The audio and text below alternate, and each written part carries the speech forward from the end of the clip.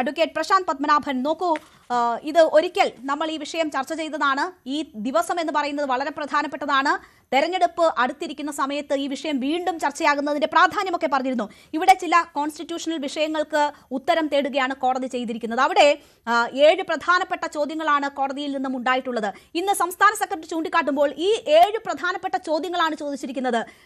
യുവതീ പ്രവേശനത്തിന് അനുകൂലമാണോ അല്ലയോ എന്നൊരു ചോദ്യം ചോദിച്ചിട്ടില്ല കോടതി എന്നൊരു കാര്യം സൂചിപ്പിക്കുന്നുണ്ടായിരുന്നു. അപ്പോൾ ആ വിഷയത്തിൽ കൃത്യമായ മറുപടി നൽകാതെ കോടതി ചോദിച്ചിരിക്കുന്ന കാര്യങ്ങൾക്ക് മറുപടി നൽകാൻ സർക്കാരിനെ സംബന്ധിച്ച് കഴിയുന്ന ഒരു സാഹചര്യം ഉണ്ടാകുമോ?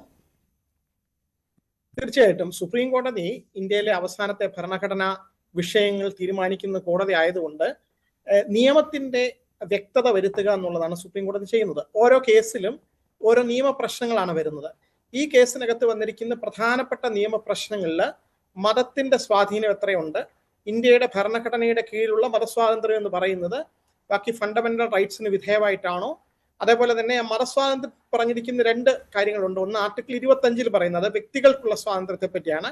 പിന്നെ ആർട്ടിക്കിൾ 26 പറയുന്നത് വിവിധ ഡിനോമിനേഷൻസ്, അതായത് സ്ഥാപനങ്ങളൊക്കെ നടത്തിക്കൊണ്ടു പോകാനുള്ള ഒരു അവകാശം കൊടുത്തിരിക്കുകയാണ്. അതൊരു ഗ്രൂപ്പ് റൈറ്റ് എന്ന് പറയും.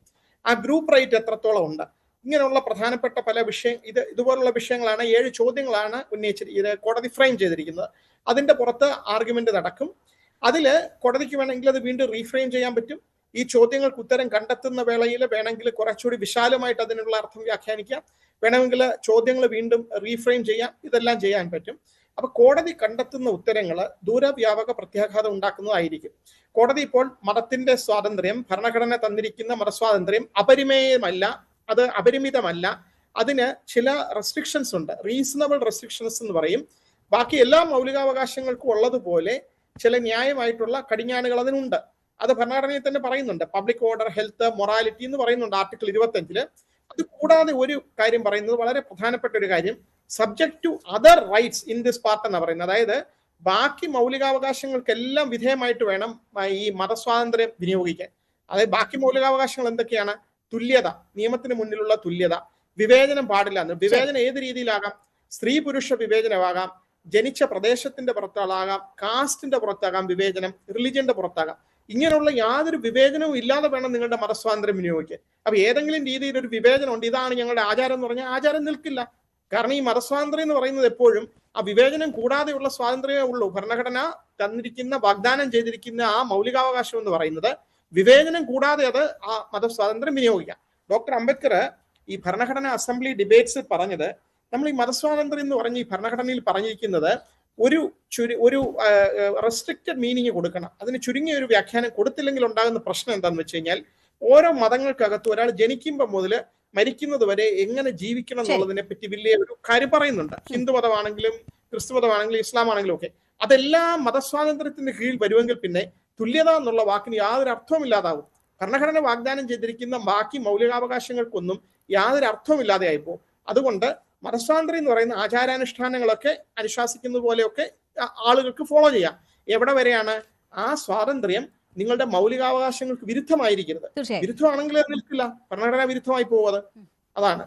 തീർച്ചയായും അങ്ങനെ വളരെ വിശാലമായ പരിശോധനയാണ് ഈ വിഷയങ്ങളുമായി ബന്ധപ്പെട്ട് സുപ്രീം കോടതിയിൽ നടക്കുന്നത്.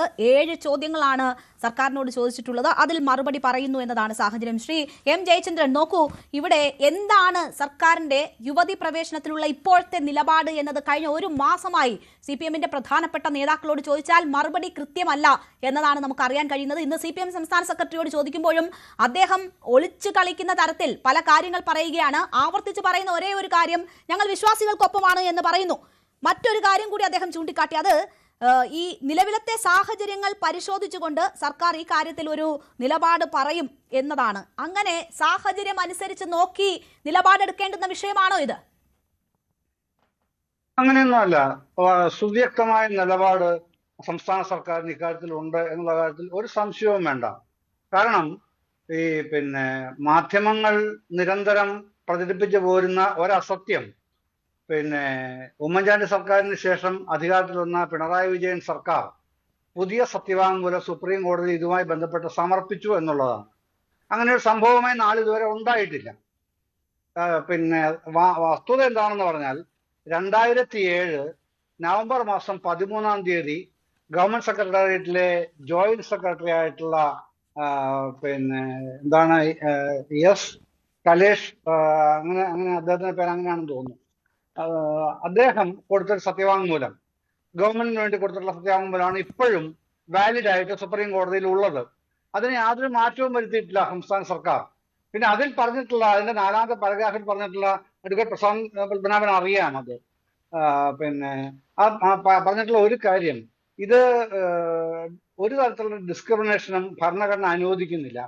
അതുകൊണ്ട് തന്നെ അത്തരത്തിലുള്ള ഒരു വിവേചനവും സംസ്ഥാന സർക്കാരും അംഗീകരിക്കുന്നില്ല.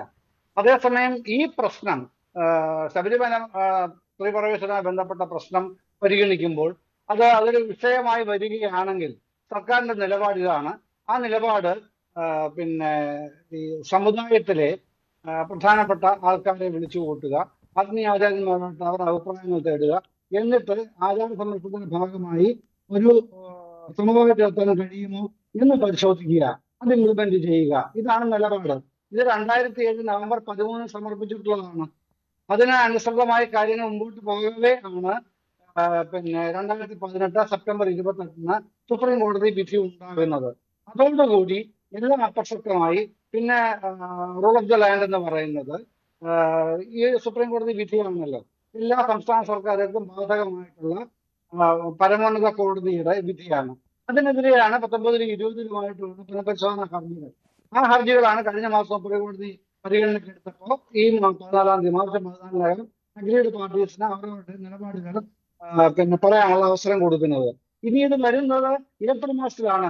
ഏപ്രിൽ 2 ഫേസ് ആയിട്ടാണ് ഇത് വെച്ചിരിക്കുന്നത്.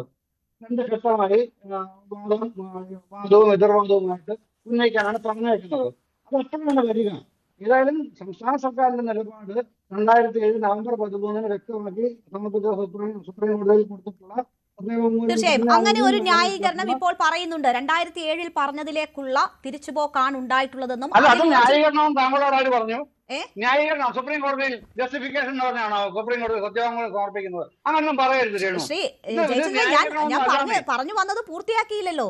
ഇപ്പോൾ കഴിഞ്ഞ തവണ ഈ വിഷയം ഉയർന്നപ്പോൾ നിയമമന്ത്രിയോട് ചോദിക്കുമ്പോഴൊക്കെ ഈ രീതിയിലുള്ള വിശദീകരണം തന്നു. സമാനമായ കാര്യമാണ് താങ്കളും ചൂണ്ടിക്കാട്ടിയത്. പക്ഷേ ഈ നേതാക്കൾ, മുഖ്യമന്ത്രി ഉൾപ്പെടെയുള്ളവർ യുവതീ പ്രവേശന വിധി വന്ന സമയത്ത് എന്താണ് പറഞ്ഞത് എന്നത് നമുക്ക് മുന്നിലുള്ള കാര്യമാണല്ലോ.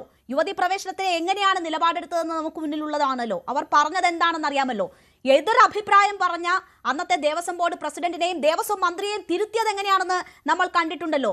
മാത്രവുമല്ല, നവോത്ഥാന മതിൽ തീർത്തുകൊണ്ടും നവോത്ഥാന സന്ദേശങ്ങൾ നൽകിക്കൊണ്ടും എങ്ങനെയാണ് അവർ ഈ സന്ദേശം പ്രചരിപ്പിച്ചതെന്ന് നമ്മൾ കണ്ടിട്ടുണ്ടല്ലോ. അതൊരു നിലപാട് ആണ് എന്നതാണല്ലോ ഞാൻ ഉൾപ്പെടെയുള്ള ആളുകൾ അങ്ങനെയാണ് കരുതിയിരുന്നത്. അതൊരു നിലപാട് പ്രഖ്യാപനമാണെന്ന്, അതൊരു പുരോഗമന നിലപാടായിരുന്നു. അത് മാറ്റം വന്നിട്ടുണ്ടോ?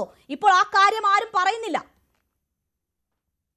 ഞാൻ പറഞ്ഞില്ല, ഇത് നമ്മൾ സുപ്രീം കോടതി വിധിയെ പോലും തെറ്റായി വ്യാഖ്യാനിക്കാൻ തുടങ്ങുന്ന നിലപാടുകളോടും നടപടികളോടും എന്താണ് പറയാൻ കഴിയുക? അതൊക്കെ അതിനെക്കുറിച്ചൊന്നും എനിക്കൊന്നും പറയാനേ ഇല്ല. കാരണം ഈ സുപ്രീം കോടതി വിധി ഒന്നെടുത്ത് ജസ്റ്റ് ഒന്ന് ഈ വിമർശിക്കുന്നവരോട് എനിക്കൊരു അപേക്ഷയുള്ളൂ, ജസ്റ്റ് ഒന്ന് എടുത്ത് വായിക്കുകയെങ്കിലും. സുപ്രീം കോടതി വിധി നടപ്പാക്കാൻ നവോത്ഥാന മതിൽ തീർക്കേണ്ടതുണ്ടായിരുന്നു. കോടതി അങ്ങനെ ഒരു ഉത്തരവിട്ടോ? നിങ്ങൾ നവോത്ഥാന മതിൽ തീർക്കൂ എന്ന് ഉത്തരവിട്ടിട്ടാണോ നവോത്ഥാന മതിൽ കെട്ടിയത്? എന്തിനാണ് താങ്കൾ എന്റെ വായിലേക്ക് പുതിയ വഴികൾ തിരികെ കയറ്റുന്നത്? എനിക്ക് പറയാനുള്ള സ്വാതന്ത്ര്യം തരണ്ടേ? താങ്കളുടെ ചോദ്യത്തിന് മറുപടി പറയാനുള്ള അവകാശം എനിക്കുണ്ട്. അതെങ്കിലും ആദ്യം അംഗീകരിക്കണം. ഞാൻ മറുപടി. കൂടുതൽ വാർത്തകൾക്ക് News 18 Keralam YouTube channel subscribe ചെയ്യുക.